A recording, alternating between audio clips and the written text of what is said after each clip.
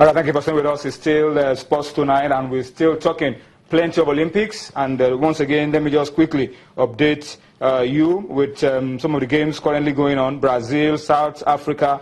We've played 73 minutes of football now, still goalless in that one.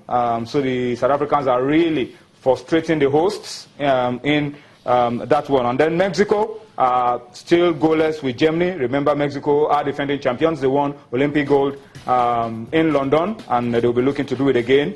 They're still goalless with Germany. All right, so that's it on your screen. South Africa, Brazil still grinding out a goalless draw. Let's talk boxing very quickly at the Olympic Games. Sonny also spoke about Clarissa Shields. She won gold 4 years ago. She'll be hoping to repeat that in Rio. But she's been speaking about boxing and the fact that the game is clean.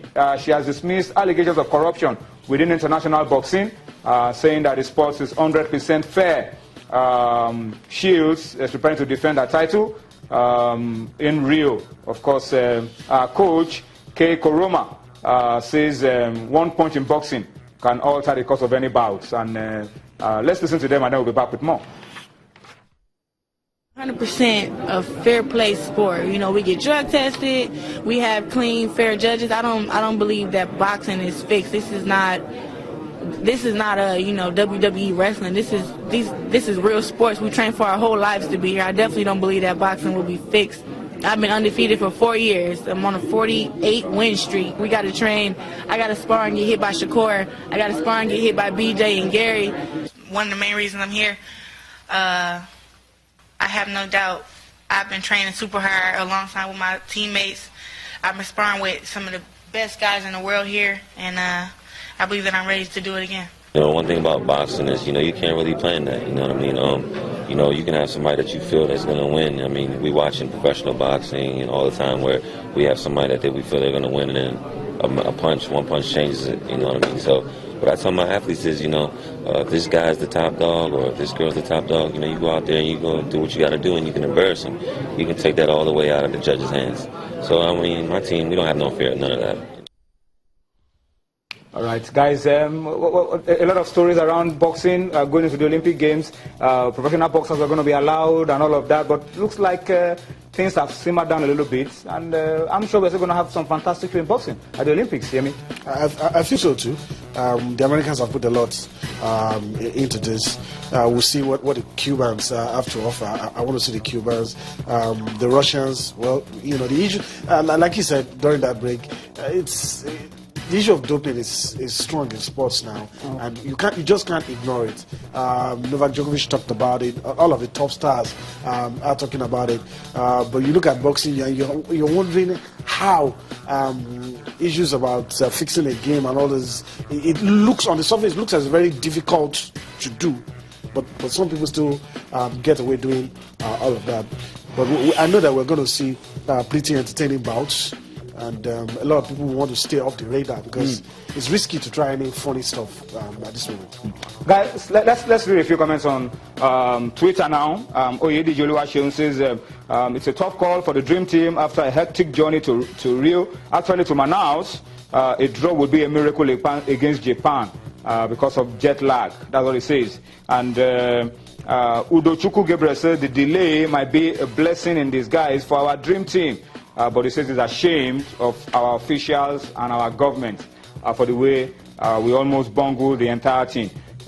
Israel Akinlawan says the Dream Team will surprise many people today. This is the type of tough situation that brings out the best of Nigerians. Well, some consolations there from Israel. This is not supposed to be the way to get the best out of your team. Push them against the wall. No, we should have done things a lot better. All right, but that's what he thinks, all the same. Udochukwu Gabriel says, I think government should fight against the fire brigade approach to preparations like they are fighting corruption. He's sending in this one from Italy. That's Gabriel Udochukwu. And Ken Abiola says, the Dream Team will defeat Japan by 3-1. He's sending this one in from Magodo here in Lagos. All right. And Uwelumo Ishoma says, best of luck to our darling Eagles. We hope, even against hope, you will soar over Japan. You can do it in spite of the setbacks. Some comforting messages there, guys. for the Dream Team. Henry at Eniola Jimo says, now that the Dream Team 6 are in Brazil, we can start our winning campaign as usual. Never too late. God bless Nigeria. All right, listening to your comments have made me realize that I was wrong when I said people don't have expectations. People do. No. Well, let's talk about this very quickly. Nigerians can criticize and abuse their team and say all that they want to say, but once the game begins, they want you to win. Once you win, your first game, right behind you. Everything comes around. And the flip side is a win against Japan sees Nigerians open. If we can do it under 6 times against Japan, then let's go ahead and get done against Sweden. I like the positive vibes, but also remember that in spite of this positivity, every Nigerian also knows at the side that we are not. We have pushed ourselves against the wall. So we are just doing this for pride. We are doing this. We are psyching ourselves up. You get. We are setting ourselves up not to be disappointed. That is what we have done perfectly. Because if this team loses tomorrow morning, nobody will be disappointed. If this team wins, everybody. So it's a 50-50 thing. We just set ourselves up not to be disappointed at all. All right, guys. Still another break. This time, let's talk tennis and talk the Williams sisters. Serena and Venus are prepared, of course, for Rio 2016. They have remained tight-lipped on the political issues back home. World number 1 Serena is in good form after winning her 7th career Wimbledon crown, a title that ties her with Steffi Graf's record of 22 Grand Slams. The tennis tournament will begin on Saturday, the 6th of August, and these ladies are promising to give it their best shot. I don't involve myself in politics. I think it's really important for me to really pass the message of love and unity across all nations.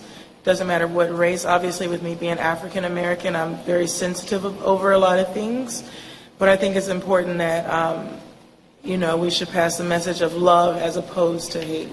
Yeah, well, USA Tennis is here to hopefully medal, and who knows, maybe we could take more than one medal home. So I think that's what we're focused on right now. We can't focus on anything, any movements, especially anything happening in the States. And right now we're focused on the world community and how we can build that to positivity. So if that includes building positivity in the States, then we're all for it. All right, so that's some bit from tennis. We're looking forward to seeing the Williams sisters do it again for the United States of America. Femi Adefeso has joined me now. Yemi Adebayo has gone to take a rest, take a break. But Femi has joined us. And Femi, there's a lot to talk about for our guys. The last time we met, we didn't have the 44 points victory of America over Nigeria to talk about. But I think that was a good test game for Nigeria. The last time we played against these guys, they beat us at the 3 points. Yes. Now, well, it's a test game. 44, yeah. Maybe not a real measure. We've moved closer by half. By half. And Sonny's talked about it, and really, on average before that game, the US has used to beat all their opponents was 43. So they were beating everybody, in the same fashion. So it wasn't like, Nigeria's case was weird. But a lot to learn from that game. And we didn't really capitalize on our strength. Unfortunately, we didn't shoot well in that game, and I was wondering why. Because when you have the likes of Chamberlain Oguchi, Josh Akognon, Mike Ume, and even Ike Diogo, who is a decent shooter from wide range, I expected that we shoot more balls, but we're appalling. 0 for 23, up until Chamberlain Oguchi late in the game got 4 straight, 3-point shots. I think they left it a little bit too late, and I think psychologically, going to that game, gave too much respect. Yeah, exactly. So it started very slow.